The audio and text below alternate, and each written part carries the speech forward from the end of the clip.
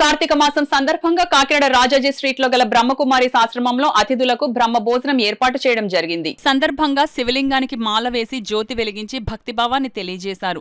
Zone incharge Rajani దీది, మీరా, లక్ష్మి, గంగా, అక్కయ్యలు ఈ కార్యక్రమాన్ని నిర్వహించారు.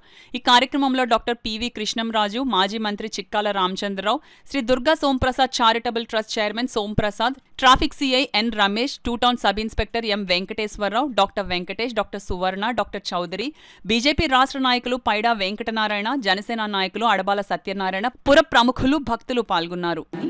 అది తేడా జరిగిందని మీరు ఎప్పుడు అనుకోవద్దు. ఇది భగవంతుడి సృష్టి కదా, అందులో ప్రతిదీ మంచి జరుగుతుంది. కాబట్టి ఇది బాగుంది, తప్పుగా జరిగింది, ఇది తేడాగా జరిగింది అలాగని అనుకోవద్దు.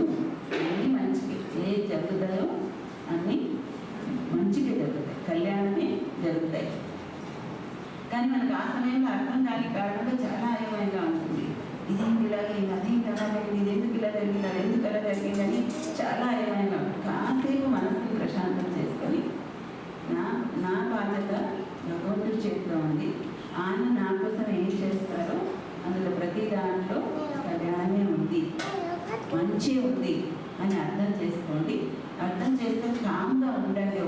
కొద్ది క్షణాలు, కొద్ది సమయము ఉంటే తర్వాత కొద్ది సమయం గడిచేసరికి మీకే ఆ విషయంలో ఉండేటువంటి మంచి ఏంటంటే స్పష్టమైపోతుంది.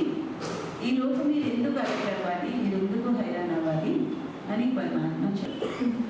ఈశ్వరుడికి పిల్లలు, ఈశ్వరుడికి మనందరం ఒకటే, మనందరం ఈశ్వరి పరివారం. అయితే ఈశ్వరుడు పిల్లలు మనందరం. అయితే ఈశ్వరుడు ఏదైతే కర్తవ్యం చేయాలని అనుకుంటున్నారో ఆ కర్తవ్యంలో మనం బాధ్యత తీసుకోవాలి.